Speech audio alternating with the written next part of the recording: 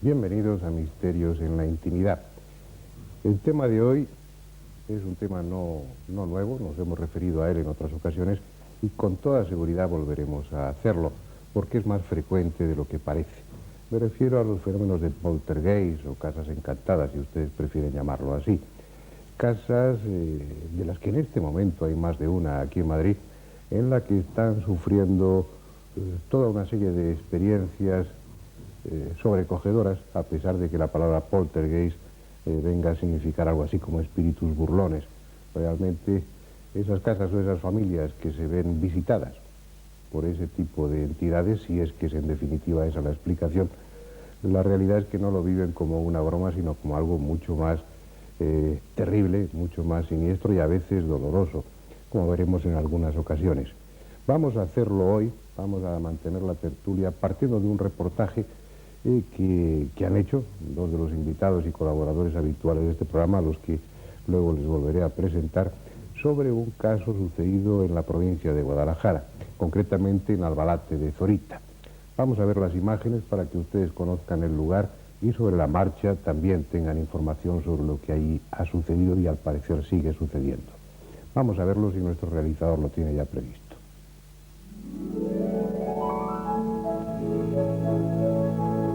El pequeño pueblo de Albalate de Zorita, situado en el corazón de la provincia de Guadalajara, ve pasar los días sumido en la cotidiana tranquilidad de esta tierra alcarreña. La mayoría de sus habitantes realizan su labor diaria ajenos a lo que en los últimos meses viene sucediendo en uno de los lujosos chalés de las afueras.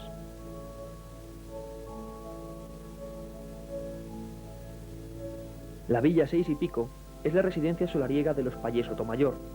Sus 4 plantas, construidas hace tan solo unos años, se alzan en un frondoso paraje conocido desde tiempo inmemorial como Campo de los Colgados, sobrenombre que tiene su origen, al parecer, en las ejecuciones y ahorcamientos realizados en el lugar durante el siglo pasado. Desde el exterior, la normalidad es absoluta. Sin embargo, y según afirman los miembros de esta familia, todo un rosario de fenómenos inexplicables les están atemorizando día tras día. Visitamos a Pilar Pallés, una de las hijas. Junto a su hermana Paz, parecen ser las dos personas más afectadas por lo que viene aconteciendo tras los muros de la villa. A pesar de todo, las dos jóvenes continúan realizando su vida cotidiana, intentando acostumbrarse a lo que parece imposible, convivir día tras día con los enigmáticos ruidos y presencias que parecen haber invadido la estancia. Y es que la fenomenología que se produce en determinadas habitaciones de la casa es francamente sobrecogedora. Todo comenzó, al parecer, tras la realización de prácticas espiritistas en el salón principal. A partir de ese instante, los extraños sucesos comenzaron, uno tras otro, a romper la paz de esta familia. Tienen un amigo de que yo lo he visto hacer espiritismo y es el demonio. Se le mete el demonio dentro, que reacciona como el demonio. Ha intentado matar a mi hermano y a los amigos. De madrugada también está durmiendo y escuchar la sierra de afilar y escucharse como si sonido, como si estuviese encendida. Sí, bajó mi hermana, pero no llegó a tocarla ni nada. Se debió de quedar en la puerta y al ver que estaba apagada, pues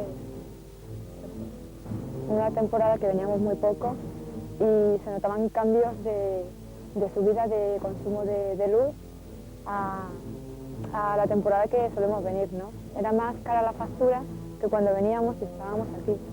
Mi hermana estaba leyendo una revista, estaba mirando una revista y yo ya estaba durmiendo. Y salía como una mujer del ropero, alta, rubia, con el pelo largo y iba de blanco.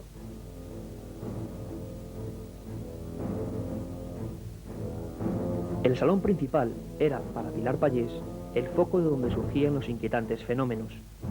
Varios miembros de la familia habían sido testigos de ruidos sobrecogedores y otros sucesos de difícil explicación. En ese mismo salón, en esa misma mesa, donde se realizaron las sesiones de Ouija, nos comentaban lo que ella y sus familiares habían visto y oído en los últimos meses. Pilar, realmente en este salón comenzó todo. En esta misma mesa se empezó a hacer espiritismo y a partir de ahí surgieron todos los fenómenos. Cuéntanos un poco qué ocurrió a partir de aquellos días. Pues todo empezó porque mi hermano y los amigos se juntaban aquí a hacer espiritismo. Se juntaban para asustar a las chicas, las amigas con las que se iban, y a raíz de eso se empezaron a escuchar ruidos y a pasar cosas raras. ¿Qué es lo que hacían? ¿Qué tipo de experiencias hacían? ¿Qué es lo que... Aquí hacían la ouija, siempre han hecho la ouija. Incluso las sillas se han oído rozando por el suelo. Sí, rozando con el suelo. También ocurría algo en las puertas, al parecer Sí, en las sois varios puertas testigos. se escuchan arriba las puertas moverse, las puertas y vamos, y las luces y eso hemos visto encendidas y llegar aquí y estar apagadas. Habéis llegado a ver esto iluminado sin que haya nadie, estando lógicamente todo apagado, teniendo que estar apagado. No, pensando que estaba aquí mi hermano y llegar aquí y estar todo apagado cuando lo hemos visto encendido. Incluso también se han llegado a hacer experiencias psicofónicas. ¿Se grabaron voces? ¿Llegaron a oírse voces extrañas? Sí, se escuchaban hablar, se escuchaban risas, se escuchaban cadenas arrastrarse y una moto. Y vamos, esa cinta desapareció, no se sabe dónde está. ¿Eran voces claras? ¿Eran voces que se dirigían a alguien? No, eran voces muy... no se escuchaba, no se entendía nada. No muy lejos de Villa 6 y Pico se encuentran las derruidas paredes de una antigua mansión. Fue abandonada repentinamente, sin que nadie en la región sepa por qué se tomó tal decisión. No fue vendida ni traspasada, quedando como reducto en el que muchos jóvenes practican espiritismo y en el que al parecer se han producido también extraños fenómenos. Para algunos son los mismos ruidos y sucesos que se reproducen en el chalet de los Pallés Sotomayor. Había un hombre aquí que dejó la casa de besar a su hijo y que se fue de viaje y cuando volvió se encontró al hijo como con un casino abajo, en la planta de abajo, y un puñado de prostitutas y llegó y como vio todo, bueno, pues dicen que prendió la casa, pero que se ve por aquí no se ve la fachada mal, pero que se cargó a todos y los enterró bajo el sótano, que a lo mejor por eso se vienen las voces o lo que sea. En las amplias estancias de la mansión son muchos los que dicen haber visto encenderse luces que no existen e incluso flotar en el aire los más variopintos objetos. Tuve un amigo que se fue un momento a comprar bebida y al volver se encontró como un cigarro flotando y se acercó y encendió la linterna para ver si era alguien que estaba metiendo un susto o algo y vio como el cigarro le daba caladas pero que no había nadie y luego de repente fue a mirar otra vez y ya no se veía nada, ni cigarro ni nada. Pero en la Villa 6 y Pico los fenómenos no solo se han quedado en meros ruidos y pasos de origen desconocido. Superior, donde se encuentra el dormitorio de Paz y Pilar, han tenido lugar los fenómenos más espectaculares. De un armario ropero surgió hace unas fechas una siniestra figura femenina que llegó a balanzarse sobre la cama en la que descansaba Paz Pallés. Los gritos de esta alertaron a su hermana, que así recuerda ahora la misteriosa experiencia. En esta habitación mi hermana lo que vio y escuchó fue, estaba aquí acostada leyendo una revista y lo que vio fue cómo se abrían las puertas del armario, cómo salía una mujer de las puertas del armario y era una mujer alta, rubia, con el pelo largo, iba de blanco y se le acercaba a la cama y le hacía así como una especie de velo, de manto, le hacía así por encima y mi hermana reaccionó así tapándose y claro, me empezó a llamar, pero yo como estaba durmiendo pues no le tomé mucha importancia. No solo los Pallés han vivido desconcertantes fenómenos en la Villa 6 y Pico. Personas cercanas a la familia, que casualmente han pasado la noche en el lugar, afirman haber oído la extraña voz de una mujer por los pasillos e incluso haber presenciado enigmáticas siluetas y luces en el interior de los dormitorios. Esther López es una joven vecina que desde hace meses ya no quiere volver a dormir en la vivienda. Pues estaba yo durmiendo y de repente noté como si mis oídos oyeran otro ruido, como si el motor de un avión se me metía por los oídos, que oía como una mujer hablando, no sé lo que me decía porque no lo entendí bien, pero era la voz de una mujer y yo empecé a decir vete, vete, pero por dentro. Y la cama me temblaba, bueno, yo no sé si era del miedo y yo intentaba llamar a Maripaz y no me salía la voz. Ahí 2 o 3 veces intenté llamarla, pero hasta que ya conseguí llamarla ya se despertó para que encendiera la luz. Y la puerta estaba así medio cerrada y vio como un resplandor ahí de luz, pero que no alumbraba el suelo, como si fuese una luz, pero que no se veía resplandor en el suelo. Y entonces encendió ya la luz y se lo conté, le comenté lo que me pasaba y la dejé que durmiera conmigo. Pero que era abrir los ojos y veía como sombras. Y ruido un poquillo así como por las escaleras, como si bajara gente, pero y un velo como si me pasara por encima, según estaba yo tumbada, como si me pasara algo por encima. Son muchos los que han sido despertados en plena noche por lamentos y voces susurrantes, que de un tiempo a esta parte parecen deambular por las habitaciones de este chalet de Albalate de Zorita. Pilar y su familia han tomado la determinación de enfrentarse a la causa desconocida, realizando su vida cotidiana jornada a jornada, como si nada sucediera, conscientes de que algo o alguien desconocido se ha instalado en su hogar. Para ellos, solo queda esperar el momento en el que los fenómenos, tal como un día llegaron, deciden alejarse para siempre de este recóndito lugar.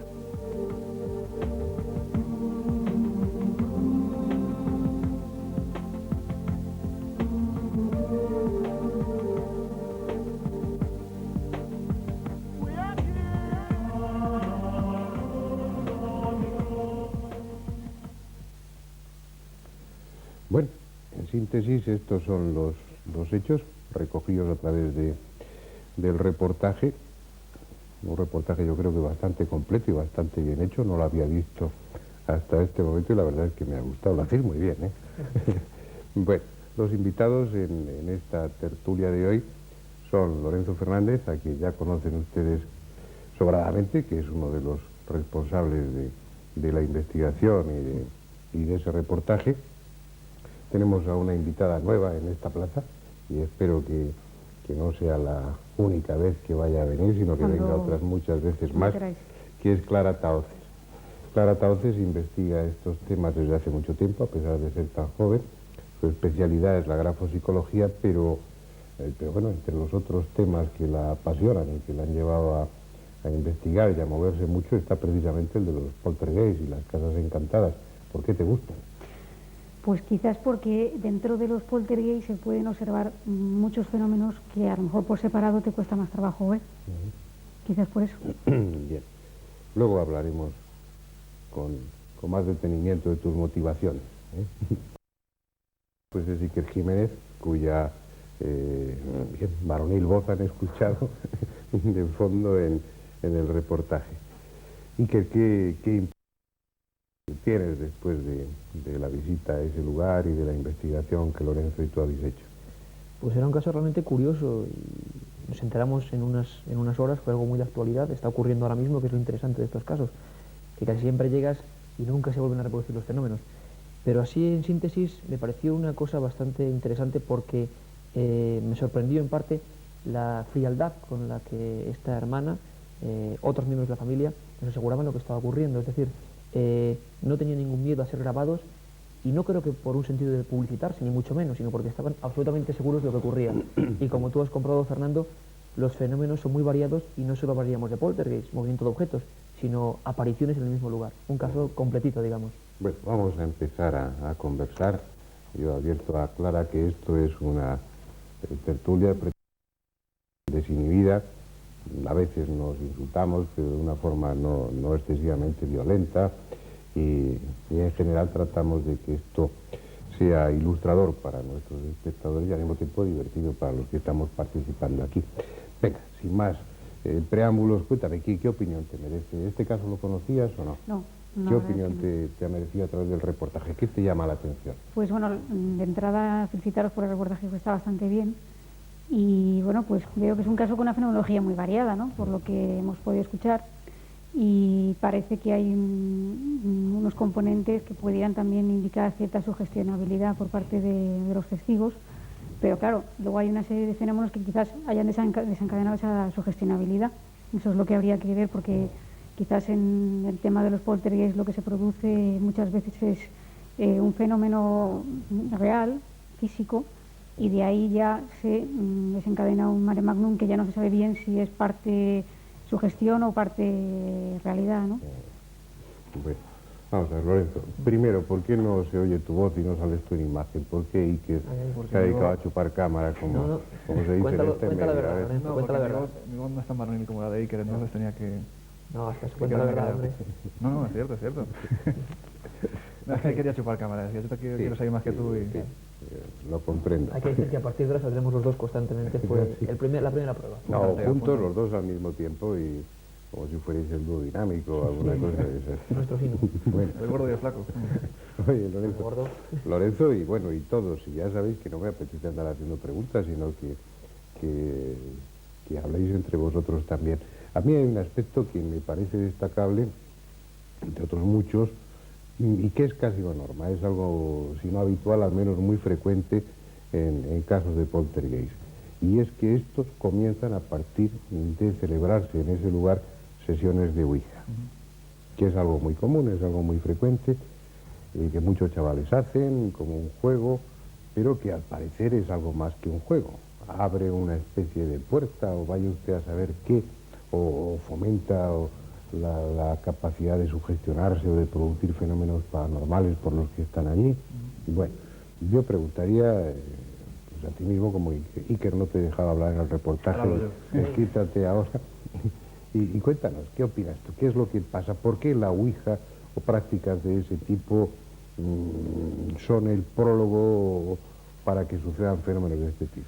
Pues porque quizás no hay la información suficiente para advertir a la gente de que esto no es un juego, esto carrea un peligro y si se hace, cosa que tanto Iker como yo siempre hemos recomendado, que no se debe de hacer, porque en principio ya no hay expertos, aquí simplemente hay curiosos que se dedican a investigar este fenómeno, investigarlo, pero no a jugar. Yo creo que ahí está el peligro y lo que hay que informar es que no es un juego que puede ejercer un peligro que puede llevar a estas consecuencias. Pero en este caso en particular, quizás, aunque la Ouija sea el posible desencadenante, yo me atrevería a decir que también hay otros dos posibles sucesos. Por ejemplo, las chicas estas tenían un amigo que murió, tuvo un accidente de moto y murió. Y de hecho, las psicofonías que se grabaron, aparece un sonido de moto que, según dicen ellas, en ningún momento se oye en el exterior de la casa.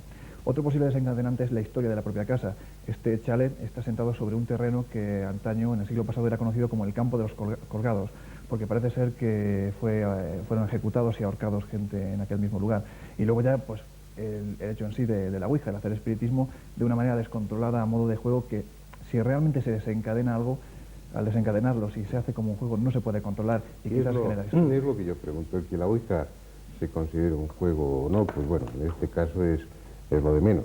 Yo he estado practicando la Ouija unos 12 años seguidos con una gran asiduidad mientras lo investigaba y sí, se produjeron fenómenos de poltergeist en casa al cabo de los años, pero no pasó nada, no se apareció un diablo con cuernos ni nada de eso. No, lo que yo os planteo como expertos o como interesados en el tema y la pregunta es para todos, es de qué manera algo tan aparentemente simple como es hacer Ouija y que un vaso se deslice por ahí, ¿por qué eso abre la puerta a otro tipo de fenómenos?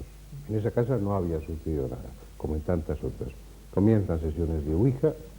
¿Qué tiene que ver la Ouija con lo que hay después? ¿Realmente la Ouija es la comunicación con seres de otro mundo y se establece ahí se abre una rendija, una puerta por la que ellos penetran o qué pensáis al respecto? Sería un fenómeno muy discutible lo que ocurre y me gustaría apuntar una cosa, Lorenzo, es que no digamos que los fenómenos ocurren al realizar una Ouija, sino un tipo determinado de Ouija, es decir, con un cachondeo, por así decirlo, absoluto, en un estado pues de fiesta, digamos, y tomándoselo a broma. ¿Quién sabe, y quizás sea un poco responder a la pregunta, es una hipótesis por supuesto, si de esa forma se motivan una serie de energías, quién sabe lo que, pero lo que ocurre es que además, lo que está muy claro es que cuando se produce un fenómeno poltergeist no es lo mismo que ocurra en casa de una persona que está estudiando el fenómeno, que intenta interesarse por ese fenómeno y que es consciente y que no es un alarmista, y la diferencia que te quiero decir es que en un grupo cerrado de personas que están en un ambiente de fiesta, susceptibles, jóvenes, ese primer fenómeno puede dar paso, quizá incluso por su gestión propia, a otra serie de fenómenos y construir un cuadro quizá de histeria colectiva que ha ocurrido muchas veces en el que a partir de ahí se ha quedado perpetuado ese fenómeno. Yo quiero decir que quizá determinado tipo de prácticas hechas con una mentalidad a modo de jolgorio es lo que siempre produce, pues quizá como tú dices, Fernando, la llegada de estas energías o de estos entes, ¿no? Se produce una especie de como he dicho, histeria que deja pues abonado el campo a que luego, sea quien vaya a ese lugar, pues durante unos meses sigue ocurriendo fenómenos. Y es muy curioso. Yo te he preguntado, ¿dónde compró la camisa? Que es bonita. Ah, bueno, esta es un regalo, sí. Es investigador. Clara, venga, a ver qué opinas tú. Bueno, yo es que aquí hay una cosa que me gustaría primero que quedara clara o que nos aclaráramos valga el tema, ¿no? Y es que en este caso, no sé si estamos hablando, por lo que decía Lorenzo, de un fenómeno poltergeist o un fenómeno de casa encantada, que es distinto. Entonces, en el fenómeno de casa encantada no hace falta un desencadenante como la Ouija. Y si fuera un fenómeno poltergeist... Que hay que hacer el favor de callar un momento, ¿no?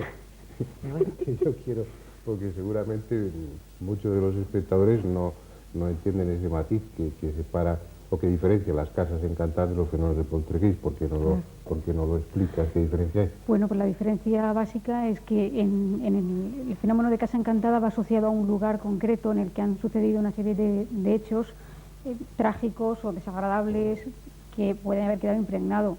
Eso es por lo menos la teoría que se mantiene en ese tema, ¿no? Y el caso de los poltergeist va asociado a personas, generalmente, que es la persona que desencadena ese tipo de fenómenos a través de un mecanismo que hoy por hoy pues no se conoce cuál es. Lo que se conoce es que el fenómeno se produce y que efectivamente la Ouija, como preguntabas antes, es un posible desencadenante y muy frecuente. Lo que pasa es que yo no sé, yo no tengo muy claro no tengo muy claro nada, ¿no? Pero sobre todo no tengo muy claro el que la Ouija sea un sistema de contactación con el más allá. Yo creo que ahí también hablamos antes lo que ha dicho Iker, ¿no? Que el papel de la preparación de las personas que están efectuando esa sesión de Ouija es lo que va a influir en el desencadenamiento de los hechos o no. Bueno, creo yo. Yo me voy a callar, allá vosotros. A ver. Estoy de acuerdo. Estoy de acuerdo con lo que estáis diciendo. Pero volviendo a antes, es lo que te quería decir. Que tú, por ejemplo, me dices, he estado mucho tiempo investigando la Ouija, pero tú, por ejemplo, no la has hecho en una fiesta, supongo. No. Ahí es donde vamos, ¿no? Quizás ese Entonces ya descontrol. establecemos ahí un matiz. Pienso que no hay datos estadísticos suficientes como para apoyar esa hipótesis, sino que simplemente es una impresión que tenéis, que si la Ouija se hace en unas condiciones inadecuadas, es decir, si se hace sin la debida preparación, sin el debido respeto, no respeto a entidades, sino a lo que estás haciendo, y se toma a broma, parece que eso convoca a un tipo de entidades. Un espírita no tendría ninguna duda. Dice, con esa actitud lo que se hace es estar llamando inconscientemente o propiciando la entrada de espíritus del bajo astral o de espíritus elementales, que son precisamente los que, por su escasa elevación espiritual o nula, porque en la práctica demuestran ser más idiotas de lo que somos los vivos, que ya es, pues esos entran. Y si lo haces con seriedad, lo haces con respeto y lo haces como se debe hacer, pues entonces el tipo de entidades que acuden son más elevadas y no son proclives a ese tipo de manifestaciones. Pero es que eso nos coloca directamente en la hipótesis trascendente. Claro, yo en eso tenía que diferir en ese sentido, porque yo no soy de las personas que sostienen la hipótesis trascendente hasta que me lo demuestren. Un día que me lo demuestren ¿Y cómo se te puede demostrar eso? A ver. No lo sé. No me cago, no sabes cómo. No lo sé, pero quiere decir que como no sabemos, pues cada uno se inclina hacia aquello que entra más dentro. Y me parece, no es tanto de que sea un ambiente festivo, sino de la escasa preparación de los participantes. Y sobre todo, y eso creo que es muy importante, la rotura de esquemas. Cuando una persona o un grupo de personas están haciendo algo sin pensar que eso pueda tener una serie de consecuencias y de repente las tiene, que pueden ser derivadas de la hipótesis trascendente o de la hipótesis animista, las consecuencias están ahí y entonces las personas que no tienen esa mentalización se asustan y ellas mismas pueden provocar fenómenos de sugestión. Esa sería en esencia las dos tendencias. Una, la trascendente, que plantea que a través de estas prácticas se establece realmente la comunicación con otro nivel, con otro plano existencial, en el que hay entidades cuyo origen y cuya estructura desconocemos, pero que se presentan a sí mismas como espíritus, a veces proporcionan datos de su vida pasada que luego después pueden verificarse, yo lo he hecho muchas veces. Y la otra hipótesis, entonces claro, esos espíritus son los que producirían los fenómenos físicos, y la otra hipótesis es que no hay nada trascendente. Son personas, en este caso adolescentes o jóvenes, que se pueden hacer Ouija y que la emoción o los sentimientos o la catarsis que se produce liberadora haciendo ese tipo de práctica, pues pone en marcha capacidades paranormales que esas personas poseen, capacidades telequinéticas en este caso, es decir, sería influir sobre la materia. Cualquiera de las dos hipótesis es un puro disparate y es muy absurda, al menos en mi opinión, Culturalmente, la de lo trascendente, pues siempre nos resistimos por educación y formación a creerlo, y posiblemente estemos equivocados, y a lo mejor esa comunicación es posible y resulta que después de la muerte pues este rollo continúa. Bueno, pero la otra hipótesis es admitir que muchísimas personas, porque estos fenómenos son muy frecuentes, tienen unas capacidades paranormales que para sí las hubiera querido Douglas Home y otros grandes dotados. Es decir, unas personas que estaban allí, que nunca han dado pruebas de ninguna capacidad paranormal, por el hecho de hacer ouija, pues se ponen inconscientemente a hacer moverse las sillas, a producir ruidos, a que se abra la puerta de un armario y salga una figura que su propia mente ha fabricado, a hacer provocar ruidos como el de una lijadora o el de una máquina, pues de...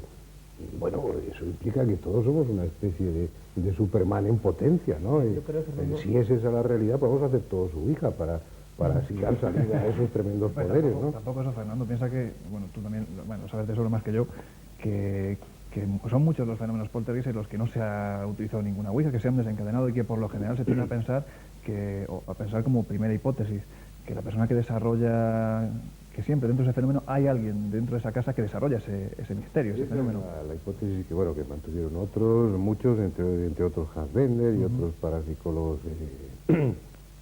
ortodoxos, y que atribuían esos fenómenos, como sugería Clara, pues a la capacidad inconsciente de alguna de las personas que viven en la casa, sin necesidad de ouija, generalmente una persona joven, sometida a tensiones internas, pues con problemas de angustia, con problemas de inadaptación, con problemas hormonales, con problemas de algún tipo, como una especie de batería que se sobrecarga y que luego empieza, pues una psicorragia, empieza a lanzar energía psíquica inconscientemente que provoca esos fenómenos.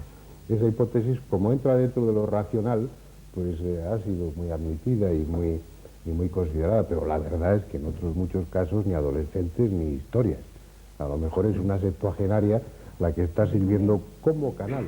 Y los que investigan estos temas desde hace muchos años, cuando hablas con ellos en la intimidad o de una forma privada, públicamente se manifiestan de otra manera, pues lo que te dicen es que lo que piensan es que esas personas no son directamente los responsables, sino indirectamente, que serían como un canal que otras fuerzas utilizan para a través de ellos provocar esos fenómenos. Lo que está claro es que el que habla soy yo. Lo que está claro, Fernando, si me permites, es que hay una serie de fenómenos muy completos en este caso, no es solo movimiento de objetos, es apariciones, y lo que muchas veces confluye en estas historias, tan completas al parecer, son varios factores. Primero, el de esas sesiones de ouija realizadas pues, de una u otra manera.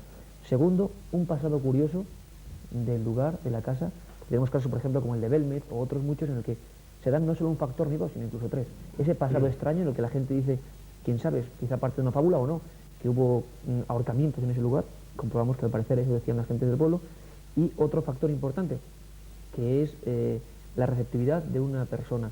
Yo comprobé, por ejemplo, que la principal implicada en este caso de Guadalajara, como muchas veces, es una persona joven y también interesada de algún modo en estos temas. Era Paz Pallés, la chica que había visto la figura, y ya tenía una serie de inquietudes, ¿no? No quiere decir nada, ni que se invente ni mucho menos, pero hay una serie de factores, unas personas interesadas y donde al parecer muchos dicen que se pueden producir estos fenómenos de poltergeist, y luego ese pasado extraño que da lugar a otras hipótesis extrañas, ¿no? de ese lugar que queda infestado, quién sabe lo que, y la siguiente cuestión es esa práctica de ouija. Quizá quiero decir con esto que todo ese conglomerado, pues quizá la siguiente ouija es lo que hace estallarlo, es decir, es una especie de bomba concentrada que por una u otra salida acaba activándose y programando todos los fenómenos que hay.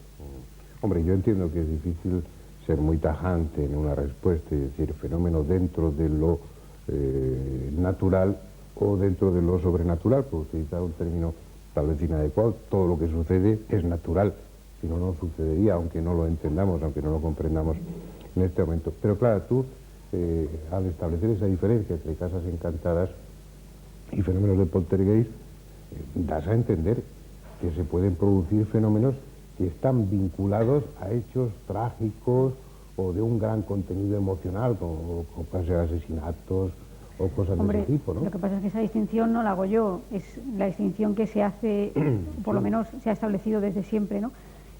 Aunque yo no tengo muy claro nada, es decir, me inclino ¿Pero por... ¿Tú crees que tenemos claro algunos de los que No, estamos aquí? me imagino que no, Estamos, no tenemos nada y nunca lo pues, tendremos compartiendo claro. con nuestros telespectadores nuestras dudas, así que... Por eso, mis dudas tranquilamente. son precisamente que si en el caso de, por ejemplo, los fenómenos que tienen relación con el lugar, existe alguna vinculación, alguna energía extraña que provoca las apariciones o serie de fenómenos, ¿no? Que yo no tengo muy claro, en cualquier caso, una serie de fenómenos tampoco por el lado racional. Por ejemplo, el tema de los aportes. Yo, particularmente, no me lo puedo explicar cómo la mente humana puede hacer que ahora aparezca aquí en este plato un reloj del siglo XVII. Yo, ¿Eso cuándo ocurre? En un plano general, por si acaso. o sea, hay una serie de fenómenos que se dan dentro del contexto, vamos a llamarlo, pues, poltergeist, ¿no? Que puede ser el aporte. Yo el aporte no me lo explico dentro de la lógica de la hipótesis animista, ¿no? Al igual que otras cosas, pues también me puede parecer en un momento determinado exagerado el que todo se quiera vincular al diablo, porque siempre se le ha querido echar la culpa de todo. El pobre diablo. Sí, que seguramente si nos está viendo se estará riendo, ¿no? Por ahí yo es que no sé, a lo mejor quizás una hipótesis mixta podría tener más peso. No Bueno, lo sé. No sé, no sabemos. Hay otro detalle que también, bueno, muchos de esos detalles que aparecen en el reportaje son comunes en los fenómenos de poltergeist, como son pues las alteraciones en el tendido eléctrico, el excesivo consumo o que se enciendan o apaguen las luces, trastornos de tipo electromagnético que también afectan a los teléfonos con frecuencia, el desplazarse sillas, los ruidos, pero hay sin embargo también un caso de fantasmogénesis dentro del reportaje que habéis hecho, dentro de esa casa de Albalate de Zorita. Una mujer que sale de un armario. ¿Qué detalles, aparte de los que habéis recogido en el reportaje, os han proporcionado? ¿Quién fue la testigo de eso? ¿La chiquita que aparecía en el reportaje? Era su hermana. Su hermana. Ella había visto en otras ocasiones sombras extrañas, poco definidas, y era realmente su hermana, que no nos pudo acompañar en esta ocasión, la que desde su cama pues observó la salida de este ser del armario.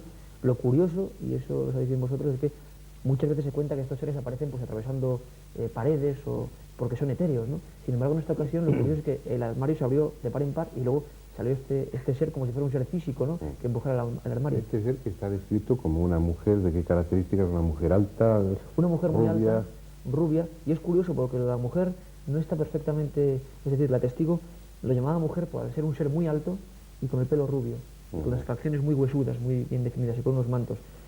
Por cierto, testimonio que no difiere mucho de aquellos que hablan de visitantes de dormitorio o incluso de contactos con supuestos seres de otro mundo, que siempre muchas corrientes ufológicas los han determinado así, seres altos, rubios, con aspecto casi femenino. ¿Y qué hizo esa entidad, esa figura? Que Pues esta salió mujer del armario y qué más. Abrió el armario, o el armario se abrió directamente, salió ella por la rendija y se situó frente a la cama, y la actitud, no sé si es muy común, se abalanzó sobre la mujer, sobre Paz Pallés, en una actitud quizá un poco agresiva, y la túnica que ella llevaba en los brazos intentó pasársela por encima, un poco intentar recogerla o abrazarla, una cosa muy curiosa, porque instantáneamente después desapareció, y eso quizá los físicos, incluso algunos psiquiatras, hablan de visiones hipnopómpicas, ¿no? Hipnagógicas, que intentan relacionar estos sucesos con visiones en un estado alterado del sueño. No pero vamos, son parece bastante rotundo lo del armario, al menos. un estado estado crepuscular que precede inmediatamente al sueño o que sigue inmediatamente al despertar, si este se produce de una forma natural y no... Hay que decir, no por un Fernando, que la mujer no estímulo. estaba dormida, o sea, el Paz No Pallés estaba estaba leyendo perfectamente. O sea, tenía la luz encendida. Sí, con luz encendida. Bueno, y no tiene nada que ver entonces con el de la moto, con ese muchacho que murió trágicamente, y parece que tampoco tiene que ver con la siniestra imagen de un ahorcado, que se llamaba el campo de los ahorcados o algo parecido. ¿Quién podría ser esa?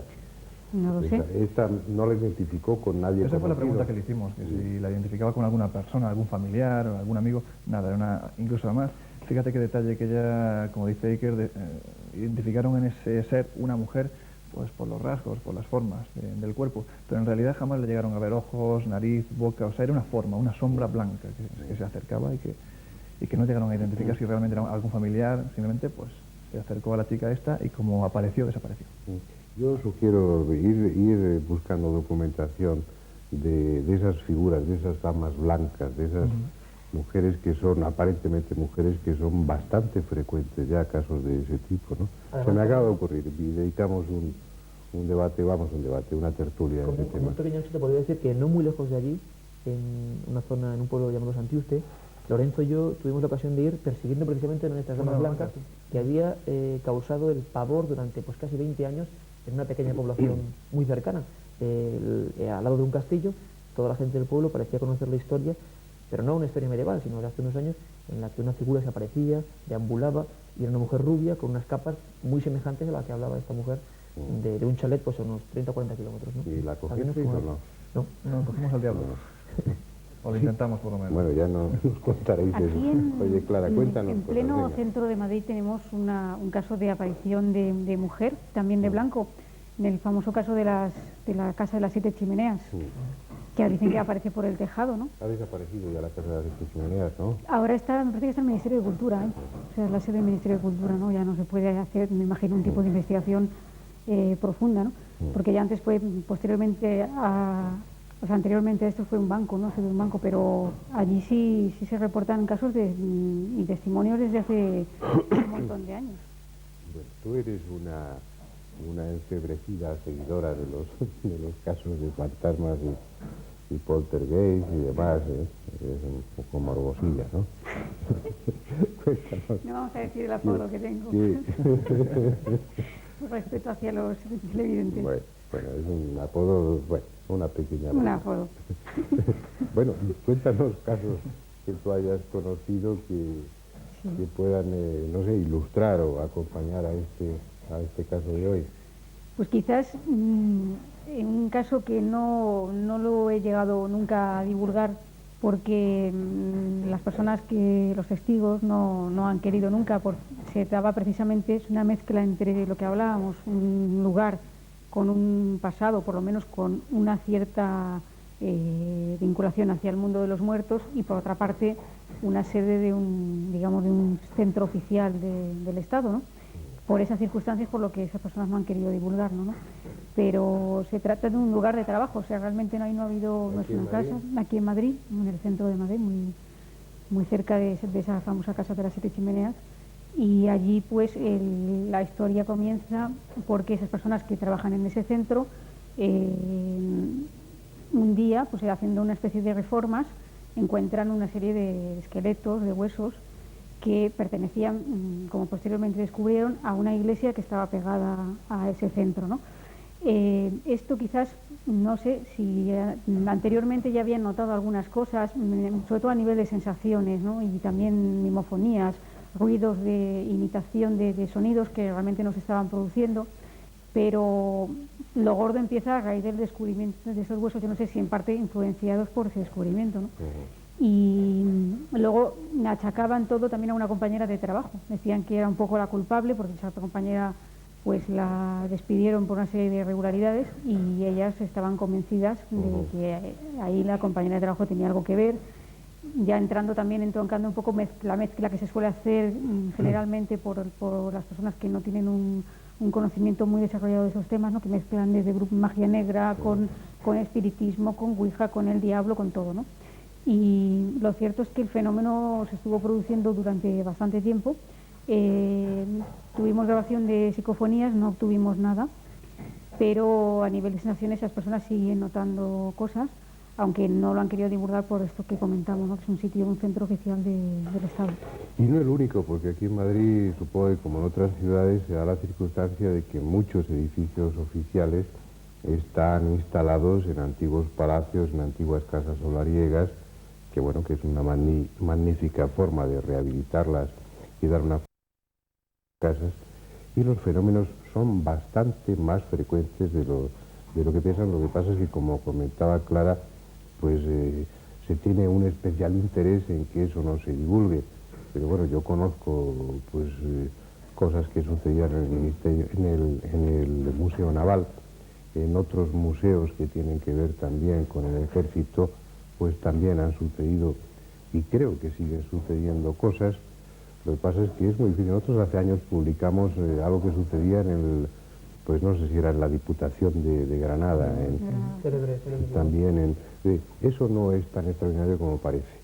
Sin embargo, bueno, tampoco parece muy extraordinario porque este chalet que aparece en el reportaje es un chalet de nueva construcción, no es una casa solariega ni viejísima ni demás, ¿no?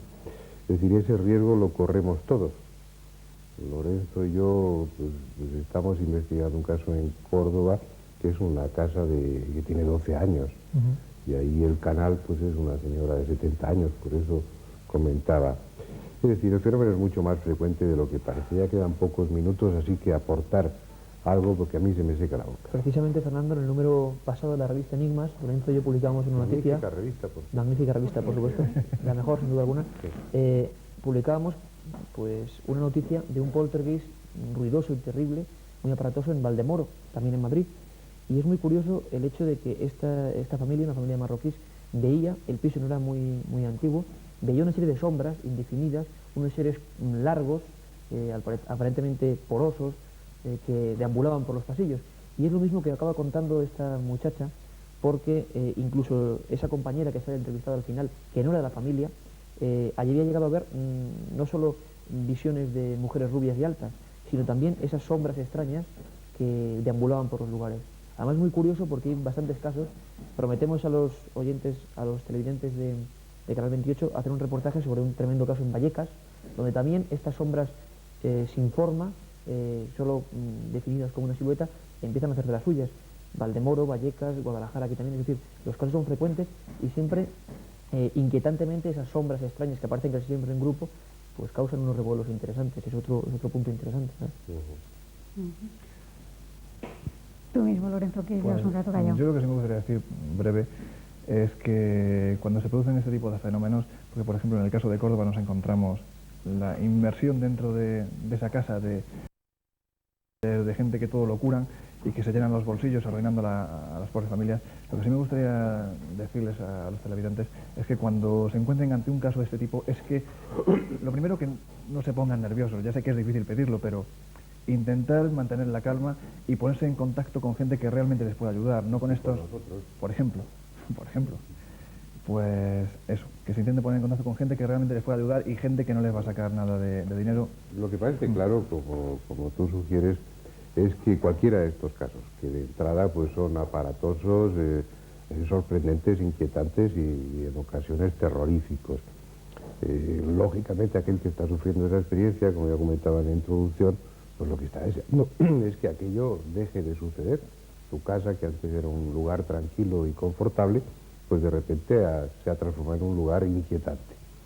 Bueno, el consejo es pues guardar la calma, como decía Lorenzo, y luego el paso siguiente es encontrar a alguien que investigue el fenómeno para poder saber, si no exactamente cuál es la causa, al menos en qué línea se mueve. Hay ocasiones en las que, como se sugería antes, parece muy claro que se trata de una persona de la casa que es la inductora inconsciente o el canal de ese suceso.